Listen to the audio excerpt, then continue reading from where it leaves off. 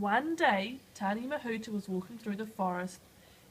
He looked up at his children reaching for the sky, and he noticed that they were starting to sicken as bugs were eating them. He talked to his brother, Tani Hukahuka, who called all of his children the birds of the air together. Tani Mahuta spoke to them. "Something is eating my children, the trees. I need one of you to come down from the forest roof and live on the floor so that my children can be saved and your home can be saved. Who will come?" All was quiet and not a bird spoke. Tani Hukahuka turned to Tui. Hey, Tui, will you come down from the forest roof?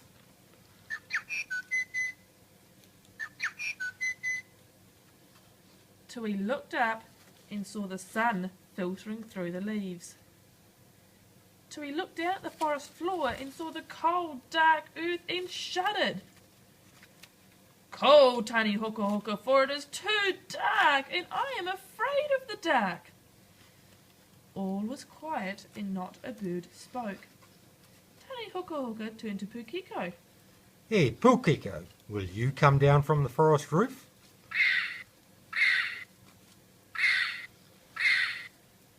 Pukeko looked up at the trees and saw the sun filtering through the leaves. Pukeko looked down at the forest floor and saw the cold, damp earth and shuddered. "Cold, Tani Hukahuka, for it is too damp and I don't want to get my feet wet." All was quiet and not a bird spoke. Tani Hukahuka turned to Pipi Wharoa.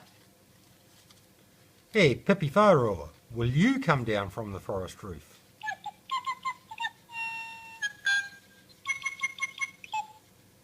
Pipi Wharoa looked up at the trees and saw the sun filtering through the leaves.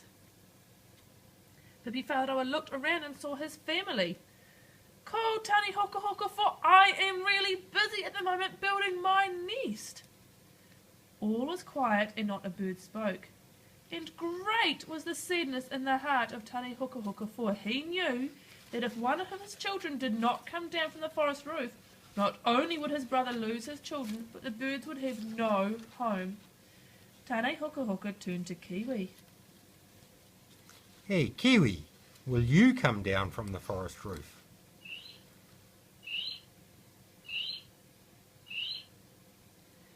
Kiwi looked up at the trees and saw the sun filtering through the leaves.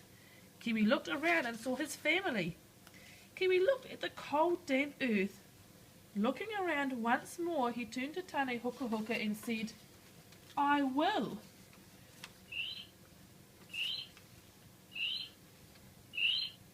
Great was the joy in the hearts of Tani Hukahuka and Tani Mahuta, for this little bird was giving them hope. But Tani Mahuta felt that he should warn Kiwi of what would happen. Hey, Kiwi, do you realise that if you do this, you will grow strong, thick legs to rip apart logs on the forest floor?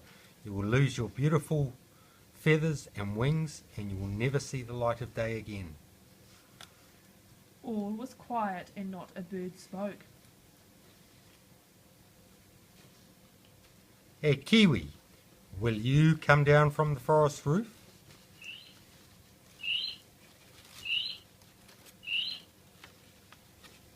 Kiwi took one last look at the sun filtering through the trees and said a silent goodbye.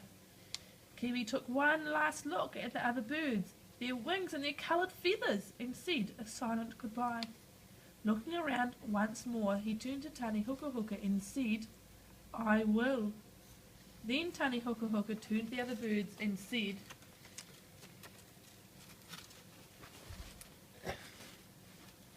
Hey, Tui, because you were too scared to come down to the forest floor, you will forever wear the white tooth feathers of a coward at your throat. Hey, Pukeko, because you were afraid to get your feet wet, you will forever live in the swamp.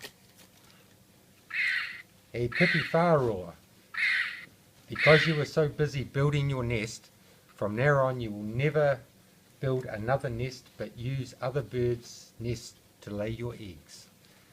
But you, Kiwi, because of your brave sacrifice, you shall be forever known as the most famous and most loved bird of the forest.